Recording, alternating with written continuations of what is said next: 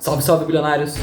Como muita gente nos pediu, iremos mostrar como transformar o seu canal em uma empresa. Tudo o que você precisa saber será mostrado gratuitamente no evento Hackeando o YouTube. Serão 3 dias de live onde você sairá de um completo iniciante para um profissional no YouTube. Tem interesse? Se inscreva no primeiro link da descrição.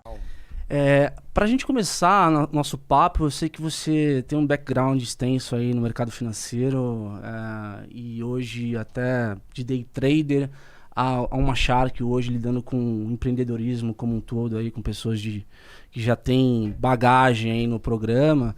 Eu queria que você primeiro começasse contando um pouco da tua história até a criação da Atom. Como é que foi esse processo? Show de bola. Bom, é longa a história, né? São 16 anos aí de mercado. Eu ia fazer faculdade de moda quando eu decidi fazer administração de empresas. Então, se um dia você pensou que bolsa de valores não era pra você, posso afirmar que não era pra mim, né? Porque moda e bolsa, eu brinco que é a única bolsa que me dá outras bolsas, então eu foquei nela. Mas eu fui fazer administração de empresas porque eu queria ter uma empresa de moda.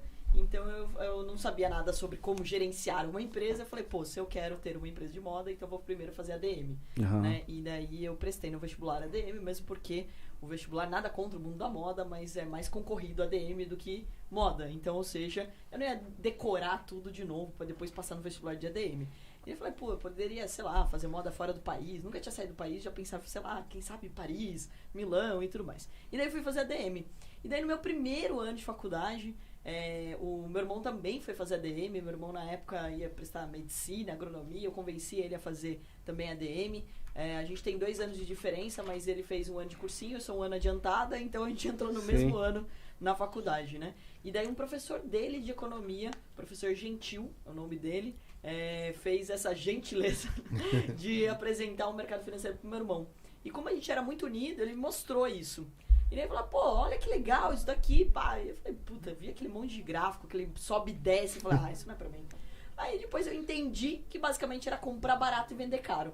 Né? Então, ou seja, como tudo na vida. E eu já tinha trabalhado com a minha mãe, né? Minha mãe tinha loja em shopping, tem ainda. Então, eu já tinha trabalhado atrás do balcão. A gente sabia a relação que lucro é sempre comprar barato e vender caro. Sim. E daí eu entendi que bolsa de valores não era um bicho de 7 cabeças. E comecei a estudar isso já no meu primeiro ano de faculdade. Aí, de lá pra cá, a história é longa, mas eu virei agente autônomo de investimentos. Ou seja, hoje se fala muito desse profissional, mas na época foi o primeiro ano de certificação desse profissional. Não tinha grana, então eu tinha clientes. Depois a gente montou um asset. Depois a gente montou uma empresa para operar o nosso próprio dinheiro. E depois a gente comprou uma empresa. Pode seguir falando. Eita. Tem problemas técnicos, vamos ajustar aqui os problemas. Show. Que não pare não, Então, e daí eu peguei e a gente montou uma empresa para operar o nosso próprio dinheiro. Daí não me julguem agora, chama WHPH, que significa Work Hard, Play Hard, né? Porque eu usei trabalho duro, Sim. se divirta bastante, que era sempre o nosso lema. E daí a gente comprou uma empresa listada na Bolsa de Valores, que é a antiga Inepar Telecom. Sim. E daí a gente transferiu para dentro dela o que a gente já tinha lucro, que é a Atom hoje, né? Então já era uma atividade que a gente fazia, que era ter o nosso capital disponível para outras pessoas operarem e a gente ensinar essas pessoas. Então hoje a gente tem 2 braços. Eu ensino as pessoas sobre o mercado financeiro e contrato as que mandam bem para trabalhar com o nosso dinheiro sem nenhum risco para elas. É o que a gente faz. Perfeito. Então só pra quem tá em casa entender, o business é um braço de são duas frentes, uma de educação e uma mesa proprietária de traders, né? Exato. E Carol, eu entendo, a Atom ela vem de 2016, né? E de lá pra cá, eu não sei, acho que multiplicou por 10 os entrantes na Bolsa Brasileira, né? Se não me engano, eram 300 mil na tua época. Hoje a gente tá em 3... Cara, eu vi o dado mais recente, 3,8 milhões aí de gente que investe na Bolsa, né? E como é que foi essa jornada de 5 anos pra cá, da Atom? Vocês conseguiram crescer na toada do crescimento da Bolsa? E como é que foi, por exemplo, no movimento da pandemia, onde as pessoas foram para casa, mudaram um pouco os hábitos? Como é que foi essa jornada até aqui? Bom, interessante de falar isso, né? Porque quando eu entrei na Bolsa, há 16 anos, a gente tinha aí sempre a meta, né? A Bolsa sempre falava da meta de 5 milhões de CPFs, de pessoas investindo e tudo mais, e não passava dos 500 mil.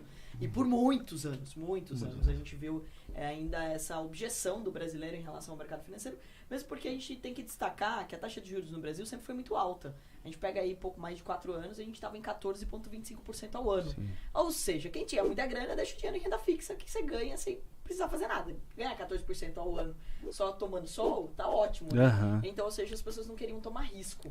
E daí, quando a gente teve uma queda brusca da taxa de juros, recente... o microfone dela, porque tá com um problema aqui. Desculpa, gente. Tá com algum problema no teu microfone. Só passa o microfone para ela, depois, enquanto o Otis arruma aqui, para não perder o teu áudio aqui. Aí depois a gente volta pro Diego quando você for perguntar. Alô, quebrei o microfone. Tô chegando aqui.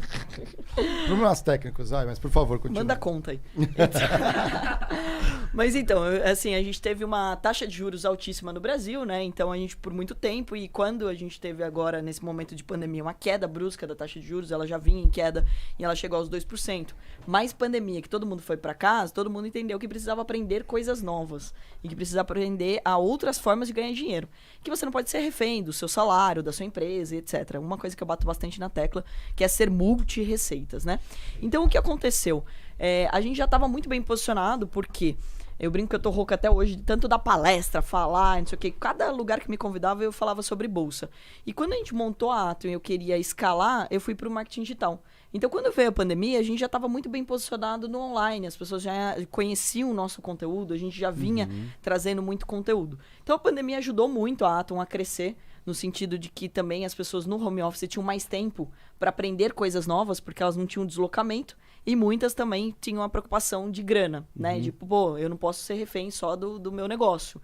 Então, isso colaborou bastante com a Atom. E a Atom é uma das que mais coloca, literalmente, investidores na bolsa, né? Então, a gente, assim, para você ter uma ideia, a gente já treinou mais de, hoje, 50 mil alunos, né? A gente tem mais de 200 mil pessoas por mês acompanhando os nossos conteúdos, né? Então, ou seja, 2 milhões de pessoas ativas. Então, se imaginar que 3 milhões de pessoas, 3,8 milhões de pessoas são investidores, pelo menos 2 milhões a gente ensinou alguma coisa e elas começaram.